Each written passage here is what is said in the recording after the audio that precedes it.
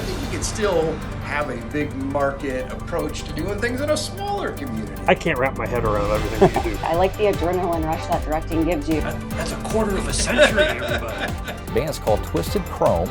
Nobody talks to you about that in journalism school, do they? I don't think so. An inside look at the people in front of and behind the cameras at NTV on this episode of Inside NTV. Do you have a favorite state fair story?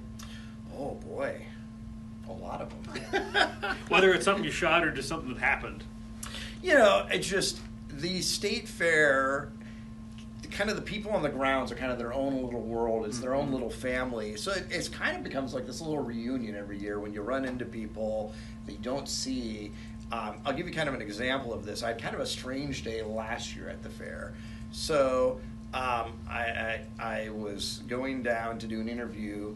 A guy by the name of Tom Sondrup, who people would know as Papa Tom, has a food stand on the backside of the beef barn for a lot of years. Papa Tom unfortunately passed away, and I'd known his family for quite a while. Actually, everything's coming together here. His daughter Jamie and her husband Ben were our inaugural Farm Family of the Month on the very first NTV's Grow that had a Farm Family of the Month in 2012. But they'd been very involved in Farm Bureau and various things over the years, so I'd known the family even before the state fair. But yeah, I'd definitely gotten to know them through the state fair especially, and we thought, this is kind of a story we need to tell of just kind of the people behind the scenes. This is just kind of one of those faces, those fixtures of the fair. So I was on my way to go talk to them, and I was walking past the Sky Tram, and the guy's like, here, you got to come here. I'm like, okay, well, I know the Sky Tram guys, everybody, like I said, everybody talks to everybody, and he's like, I got to show you something. And he pulls out this giant picture that they had framed.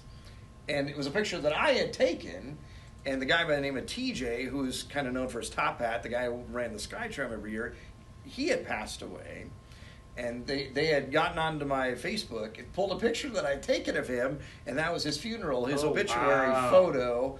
And they had blown it up, and it was riding on the Sky Tram along with an urn with his ashes and the top hat. My goodness. So I'm on my way to go talk to somebody who was part of the fair who had passed away, and then they say, hey, and I knew TJ had passed away, and they said, TJ's ashes are riding with a photo that you took, and I'm like, okay, I got to put this on the news now. This is kind of a bizarre. In kind of an unfortunate circumstances there, but but it just you don't necessarily realize the impact that you've had, and that's not the first time that somebody says, "Hey, a picture you took, we used that on my uncle's funeral." And I'm like, okay, you don't think about these things in the moment, and then somebody later on says, "Oh, we always liked that photo," and then when Uncle passed away, we got on your Facebook and stole your picture off there. I'm like, yeah, I don't know that you're ever prepared. Nobody talks to you about that in journalism school, do they? I don't think so. No. That's neat, though. They would think highly enough of the thing that you did, right, to use it. It had touched them, and that was meaningful to me to know that it had an impact on them. So, outside of work, one thing that I know that I wanted to ask you about. Okay. Comic books. Comic books, yeah. I asked because every year on National Comic Book Day, right, it's usually a Saturday, right. And you always end up turning some sort of story, even if it's your day off. Right. Because I believe up here in Grand Island there's a location that gives out free comic books. There are a couple of locations, yeah. And not only that, you have comic book socks. Right. You have different things. What got you into the whole comic character stuff? Yeah, and right now I think I've got 3D glasses socks on there. No, I've always been into kind of nerdy stuff. I was always a Star Wars guy. I know some people are Star Trek people. I don't have any animosity there. That's all. I'm good across the galaxies there. But no, I mean, I grew up reading Spider-Man and the X-Men comics and stuff like that, and watched read lots of science fiction books and watched lots of cheesy science fiction movies. I mean, some pretty terrible stuff. That's one of my favorite TV shows is Mystery Science Theater. That's where they make fun of the old movies. I've seen all of those, and but yeah, I mean, comic books is part of that. That's been a fun thing. My kids love to read, so that's I can't believe how popular they call them graphic novels, like the book-sized comic books are with kids these days. I mean, I can't believe how much different stuff that they've got out there anymore, and my kids love that stuff, so we have fun going to that stuff. And maybe you'll see somebody dressed up like Spider-Man, or maybe there'll be some stormtroopers walk by or whatever when you're at those kinds of things. So it's a fun family thing to do. How do you think that type of influence kind of plays a role, at least a little bit, in your actual job? And what I mean by that is not covering a double homicide, but right. like when you're doing a story that's a little lighter, and you're able to get creative with your writing, with the way you shoot with the video, and use the GoPro. Do you think that like having that type of creativity ingrained in your head helps a little? Yeah, absolutely. I mean, I think because and for the people watching, you may not realize, but like I'm my own cameraman. You probably don't realize when I go out on the story, I'm the sound engineer, I'm the reporter, I'm the cameraman, I'm the editor. Kind of do it all. I mean, that's a lot of. I mean, how many different hats do you wear? Yeah, producer. Well, not that many. But. Well, yeah, but I mean, you do the sports on KFXL. We're all expected to do a lot of different things, and but yeah, I mean, I've always had an interest in just creative things in general. In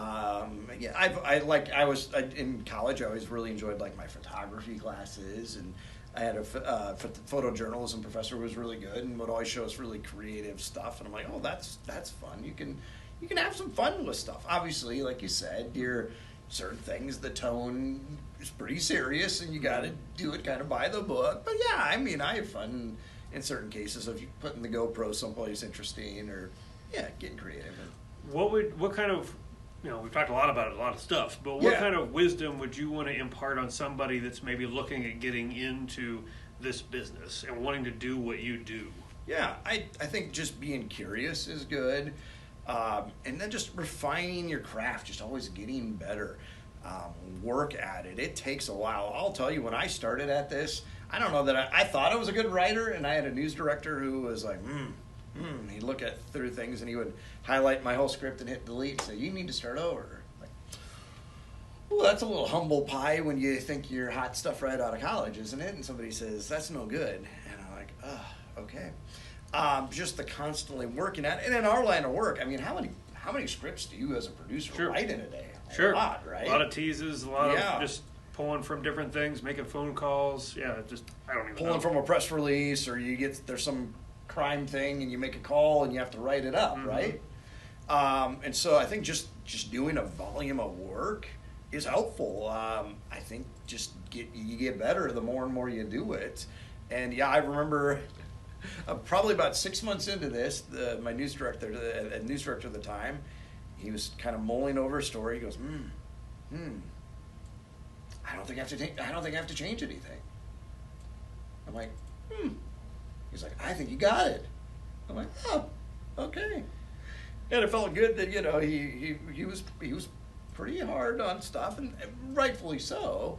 But yeah, I mean, it takes a while if you're doing, and I think that applies to any creative field, whatever it is. I think when you start out, you know what it should look like. I mean, I think a lot of us, if you see a great feature piece on the nightly news or on ESPN or wherever, I think you're like, oh, that was great. But it's figuring out what all the little things that I need to do to get to that level, because there is a lot going on. I'm kind of annoying to watch movies with sometimes, or watch the news with, because I'll be like, that was a jump cut. Oh, that was terrible. Did you see what they did there? But conversely, I'll see something that I'm like, oh, that was really cool. I think I had figured out what they did there. That was really neat. Somebody got really creative in how they shot that stand-up. That's like with the reporters on camera. I see what they were doing. They had to think about that one, and there was a lot that went into the execution of that little 5-second moment on TV. See, I think I would just encourage anybody in a creative field, be curious, try lots of different stuff, try a lot, and do all kinds of things.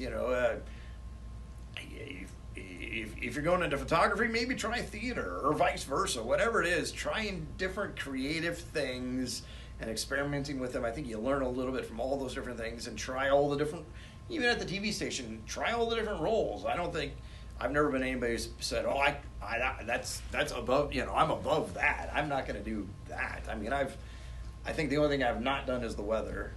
I mean, I think I've pretty much done about every other thing, and I've obviously reported on the weather. I've never stood in front of the map and learned the weather system. I've got enough things going on, so don't anybody get any ideas. But we have a green screen. Yeah, we have a green screen. I could.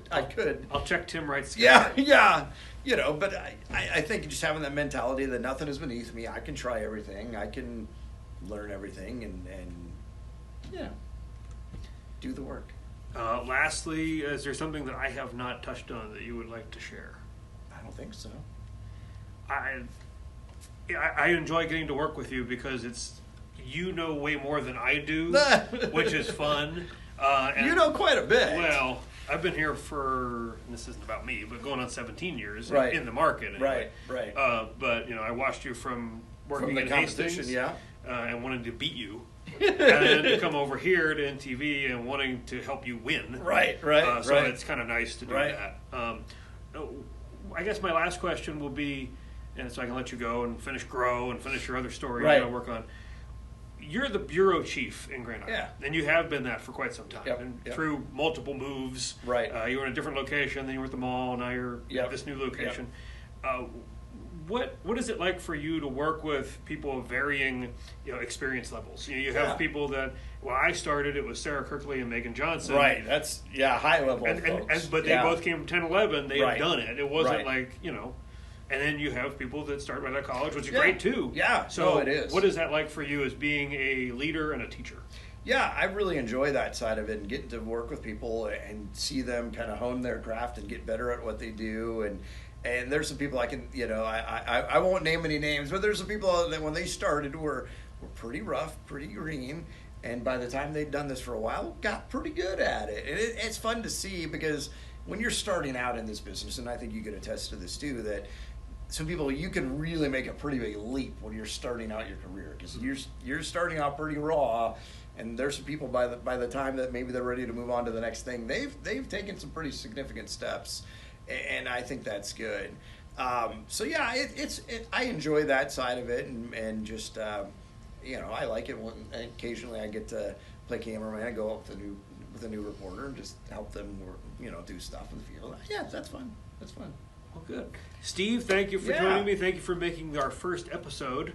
And we'll see where we go from here. We'll have somebody new next week for you. I don't want to tease who it is because we got to get our schedule all figured out. Yeah. I was going to say, the only other thing I would just say is, you asked why I've stuck around. Yeah. Just bottom line, I think communities like the ones we serve in central Nebraska deserve good journalism, deserve good coverage. And sometimes it saddens me when I'm the only reporter who shows up with something that I think is a pretty big deal. I go to some communities and I look around and I'm like, if I wasn't here telling the story, not to pat myself on the back, but if NTV wasn't here and didn't believe in this, there are stories that would go untold that people would not know about. And I know there's a lot of sources for the information, but I don't know of anybody on YouTube that's covering your county commissioners and telling you about that major thing that's going on that's going to impact a lot of people. Sure. And I think there's value still in having people who know your community. And when we show up to whatever community it is, I mean, name a town, and I've been there in our coverage area and know people there. Mm-hmm. And we're not just parachuting in when there's the crisis, disaster, bad news thing that happens. We've been there for the good stuff. We've been there to your county fair. We've been there for the kids doing good things. We've been to your basketball games and all of that. And so I think those communities deserve good quality and news coverage just like everybody else does. You don't have to live in Kansas City or Denver to expect a good news product. And I think we produce a good news product that of all the things that are going on in the world, I tell people anymore, of all the things happening in the world, I know your phone is constantly telling you stuff happening all over the world. Give us 30 minutes. Tune in 6 o'clock at night to see a local newscast produced by people who live in your community and have said, these are the most important things that are going on in your community that we think are important for reporters to cover. I think that's about the best thing you can do these days, just to get caught up in what's going on where you live. I would agree. We have a little bit of everything, and we keep opinion out of it. So that's right. Steve, thank you so much. I'll let you get back. And again, next week, we'll have another episode.